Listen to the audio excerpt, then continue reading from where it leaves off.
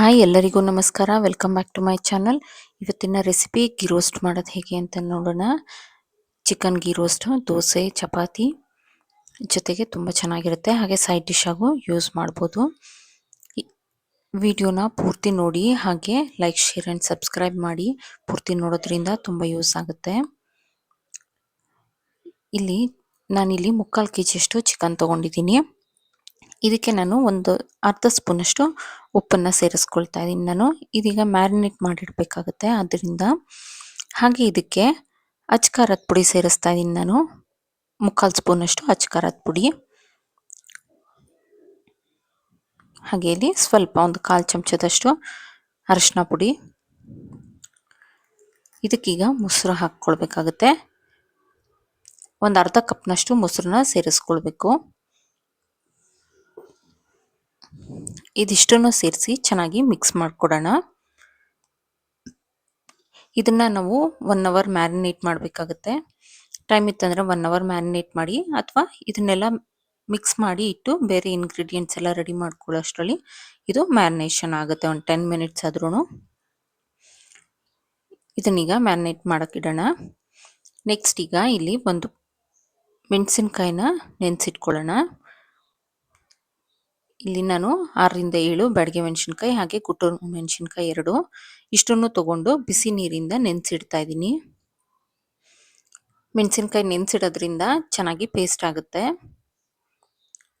ಇದನ್ನೀಗ ನೆನೆಯಕ್ಕಿಡೋಣ.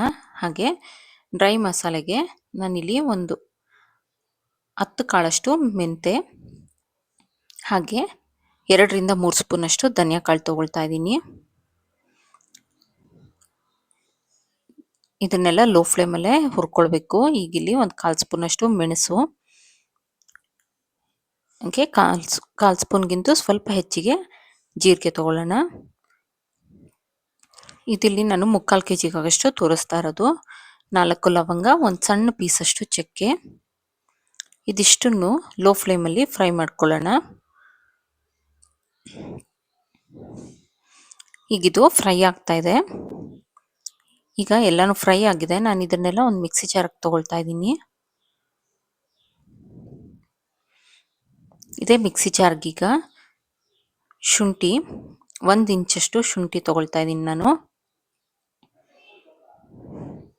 ಹಾಗೆ ಒಂದು ಅರ್ಧ ಮುದ್ರಿಂದ 3/4 ಹಿಡಿಯಷ್ಟು ಬೆಳ್ಳುಳ್ಳಿ, ಅಂದರೆ ಒಂದು 8ರಿಂದ 10 ಎಸಳು ಬೆಳ್ಳುಳ್ಳಿ ತಗೊಳ್ಳೋಣ. ಈಗ ಏನು ನೆನೆಸಿಟ್ಟಿದ್ವಲ್ಲ ಆ ಮೆಣಸಿನ್ಕಾಯಿ ಸೇರಿಸ್ಕೊಳ್ತಾ ಇದ್ದೀನಿ. ಇದಿಷ್ಟನ್ನು ಸ್ವಲ್ಪ ರುಬ್ಕೊಂಡು ತೊಗೊಂಬರೋಣ. ಈಗ ಇದಕ್ಕೆ ಸ್ವಲ್ಪ ಹುಣಸೆಹಣ್ಣು ಸಹ ಸೇರಿಸ್ಕೊಂಡು ನೈಸಾಗಿ ರುಬ್ಕೊಂಡು ಇಟ್ಕೊಂಡಿದ್ದೀನಿ. ಈಗ ಇಲ್ಲಿ ಒಂದು ಪ್ಯಾನ್ ತೊಗೊಂಡಿದ್ದೀನಿ. ಪ್ಯಾನ್ಗೆ ತುಪ್ಪ ಸೇರಿಸ್ಕೊಳ್ತಾ ಇದ್ದೀನಿ. ಇಲ್ಲಿ 2ರಿಂದ 3 ಸ್ಪೂನಷ್ಟು ತುಪ್ಪ ಸೇರಿಸಿದ್ದೀನಿ. ಗೀ ರೋಸ್ಟ್ ಆದ್ರಿಂದ ಪೂರ್ತಿ ತುಪ್ಪದಲ್ಲೇ ಮಾಡ್ಕೊಳ್ಬೋದು. ನಾನಿಲ್ಲಿ ಸ್ವಲ್ಪ ಎಣ್ಣೆನೂ ಸಹ ಸೇರಿಸ್ತಾ ಇದ್ದೀನಿ.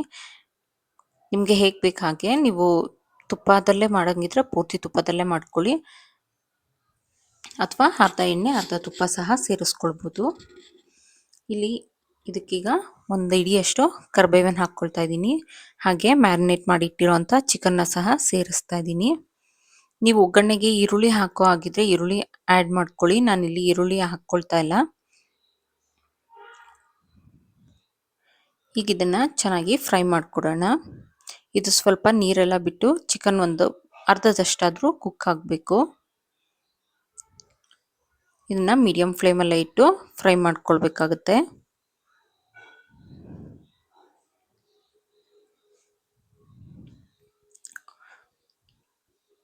ನೋಡಿ, ಇಲ್ಲಿ ಚಿಕನ್ ನೀರೆಲ್ಲ ಬಿಟ್ಟು ಚೆನ್ನಾಗಿ ಬೇಯ್ತಾ ಇದೆ.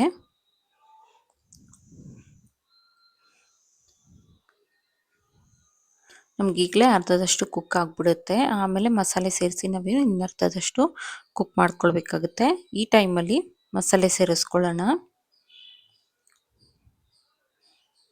ನಾವೇನು ರುಬ್ಬಿಟ್ಟಿದ್ವಲ್ಲ ಮೆಣಸಿನ್ಕಾಯಿ ಮತ್ತು ಡ್ರೈ ಮಸಾಲೆ ಪೌಡರು, ಇದನ್ನು ಹಾಕ್ಕೊಳ್ತಾ ಇದ್ದೀನಿ ಈಗ ನಾನು. ನೋಡಿ, ಇದನ್ನೆಲ್ಲ ಚೆನ್ನಾಗಿ ಫ್ರೈ ಮಾಡಿಕೊಡ್ಬೇಕು. ಎಲ್ಲ ಚೆನ್ನಾಗಿ ಮಿಕ್ಸ್ ಮಾಡಿಕೊಟ್ಟು ಇದಕ್ಕೆ ಎಷ್ಟು ಬೇಕಷ್ಟು ನೀರು ಸೇರಿಸೋಣ. ನೀವು ಇದ್ರ ಜೊತೆಗೆ ದೋಸೆ ಚಪಾತಿ ನೀರು ದೋಸೆ ಇದನ್ನೆಲ್ಲ ಅಕ್ಕಿ ರೊಟ್ಟಿ ಎಲ್ಲ ಸರ್ವ್ ಮಾಡ್ಬೋದು. ಅಥವಾ ಫುಲ್ ಡ್ರೈ ಮಾಡಿಕೊಂಡು ನೀವು ಸೈಡ್ ಡಿಶ್ ಆಗಿ ಸಹ ಸರ್ವ್ ಮಾಡ್ಕೊಳ್ಬೋದು.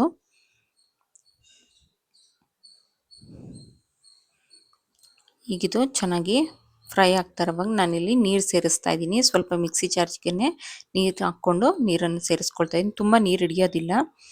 ಒಂದು ಚಿಕ್ಕ ಲೋಟದಲ್ಲಿ 1 ಲೋಟ ಅಷ್ಟು ನೀರನ್ನು ಸೇರಿಸ್ಕೊಂಡ್ರೆ ಸಾಕಾಗುತ್ತೆ. ಈಗ ಇದನ್ನು ಮುಚ್ಚಿಟ್ಟು ಬೇಯಿಸೋಣ. ಒಂದು ಲಿಡ್ ಕ್ಲೋಸ್ ಮಾಡಿ.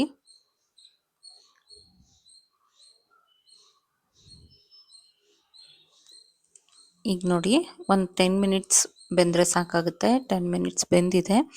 ಈಗ ಚಿಕನ್ ಬೆಂದಿದೆಯಲ್ಲ ಚೆಕ್ ಮಾಡೋಣ. ನಮಗೆ ಎಣ್ಣೆ ಕೂಡ ಸೈಡಲ್ಲಿ ರಿಲೀಸ್ ಆಗ್ತಾ ಇದೆ. ಚಿಕನ್ ಸಹ ಚೆನ್ನಾಗಿ ಬೆಂದಿದೆ. ಈಗ ಚಿಕನ್ ಗೀ ರೋಸ್ಟ್ ರೆಡಿ ಇದೆ. ಈ ವಿಡಿಯೋ ಇಷ್ಟ ಆದಲ್ಲಿ ಲೈಕ್, ಶೇರ್ ಆ್ಯಂಡ್ ಸಬ್ಸ್ಕ್ರೈಬ್ ಮಾಡಿ. ಪೂರ್ತಿ ವಿಡಿಯೋ ನೋಡಿ. ತುಂಬ ಈಸಿಯಾಗಿ ಕ್ವಿಕ್ಕಾಗಿ ಸಹ ಆಗುತ್ತೆ recipe. Thank you for watching.